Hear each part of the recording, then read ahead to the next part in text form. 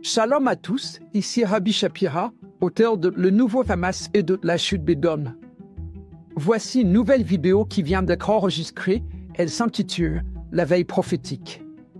Il y a quelques instants, Israël a annoncé une attaque massive contre le Hamas et a annoncé officiellement la fin du cessez-le-feu. Vous avez peut-être entendu des déclarations similaires au cours des dernières 24 heures. Donald Trump ayant déclaré que toute attaque Houthi serait considérée comme une attaque de l'Iran. Israël a également attaqué au Liban et à Damas, tout cela au cours des dernières 24 heures.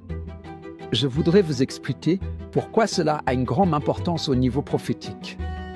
Il ne s'agit pas seulement d'une attaque ordinaire d'Israël contre le Hamas. C'est une démonstration forte qui proclame que désormais le cessez-le-feu est terminé. Bien sûr, nous continuons à prier pour les otages, mais nous devons aussi examiner ce qui se passe et comprendre au niveau prophétique le rapport entre cette guerre menée par le Hamas, une guerre qui semble à nouveau s'intensifier après que le Hamas ait rejeté tous les accords de cessez-le-feu, et d'autre part, ce qui se passe avec les Houthis, qui sont les alliés de l'Iran. Lisons ensemble dans le livre de Jérémie au chapitre 49. C'est très important, mes amis, car Jérémie au chapitre 49 nous donne un plan, j'en ai parlé dans mon livre.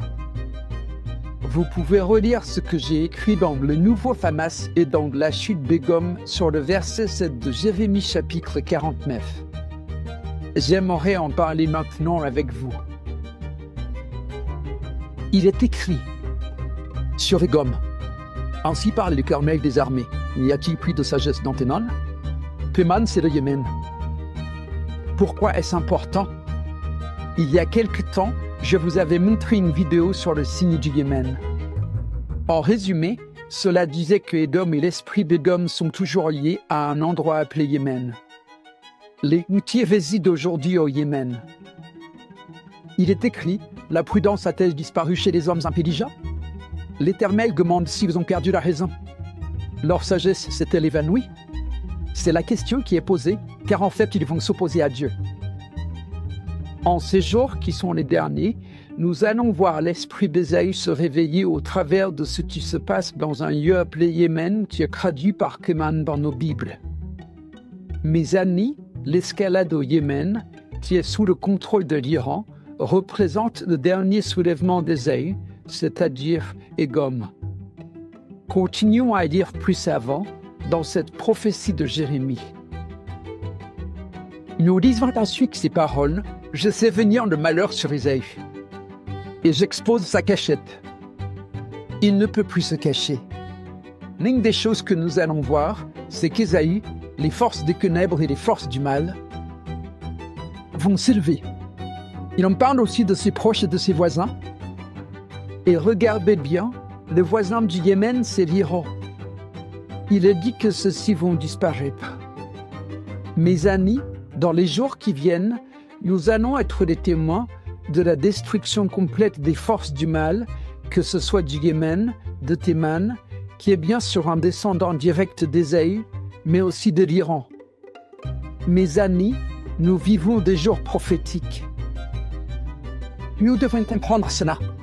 De plus, il est dit que tout cela va se passer dans un lieu nommé Botzra. Ce nom, Botzra, est mentionné dans le livre du prophète Ésaïe au début du chapitre 63, au verset 1 et 2. Nous voyons donc le nom de ce lieu, Botzra, qui est mis en rapport avec le Yémen.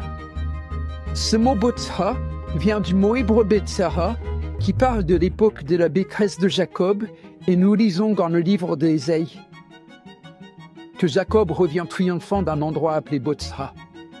Dans Jérémie, nous voyons donc le Yémen se manifester.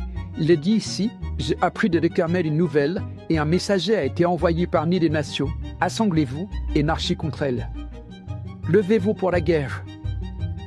Mes amis, nous y sommes.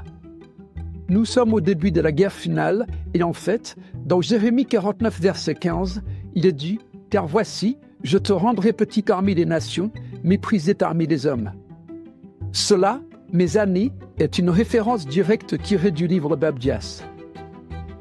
Par présomption, l'orgueil de ton cœur pas égaré, toi qui habites le creux des rochers. Quand tu placeras ton nid aussi haut que celui de l'aigle, je t'en crucifierai, dit le Carmel. Il faut comprendre qu'il parle ici de Satan. Mais, au verset 17, il est dit « Édom sera un objet de désolation, tous ceux qui passeront près de lui seront dans l'écommement et siffleront sur toutes ses plaies. » Il passe donc d'un sujet à l'autre. Parfois il parle de Édom, parfois du Yémen et parfois de Ésaü. Pourquoi fait-il cela? Parce qu'ils ne font qu'un. Une fois il parle des nations, une autre fois des forces démoniaques qui agissent sur elles. Il est dit que sa destruction sera comme celle de Sodome et Gomorrhe. Mes amis, cela se déroule sous nos yeux en ce moment. Et il est écrit ici, au verset 22, « Voici, comme l'Église s'avance, il vole, il étend ses ailes sur Botsra. » Qui est le temps de la détresse de Jacob.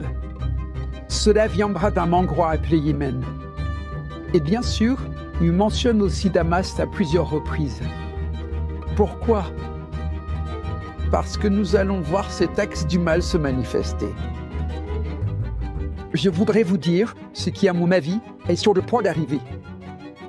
Non seulement le retour du Messie est imminent, mais nous voyons actuellement la formation de ce conflit final dans lequel nous allons rentrer. C'est le moment où nous entendrons parler de ce lieu appelé Botsra. D'ailleurs, il y a une ville en Irak qui s'appelle Botsra. Comme par hasard, elle est tout près de l'Iran. Le prophète Jérémie nous parle des forces du Yémen et nous dit qu'il y a un rapport entre le Yémen et l'Iran.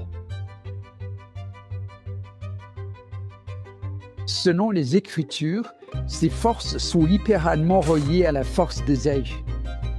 Et comme je l'ai expliqué dans mon livre, La chute d'Édom, ces forces représentent Satan en personne. Sommes-nous prêts pour cela?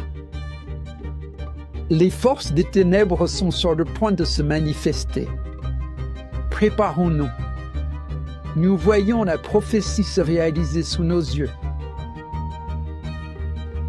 Je crois que le retour du Mashiach est imminent.